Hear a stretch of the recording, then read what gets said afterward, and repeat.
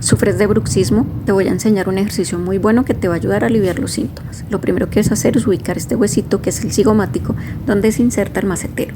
Luego vas a apoyar la yema de tus dedos, abrir un poco la boca y empezar a hacer presión sobre el músculo hacia abajo de esta manera como estás viendo en el video. Puedes realizarlo inicialmente 10 veces al día, luego puedes ir aumentando el tiempo. Esto te va a ayudar a relajar muchísimo el músculo macetero y aliviar un poco los síntomas del bruxismo. Realízalo y me cuentas cómo te va.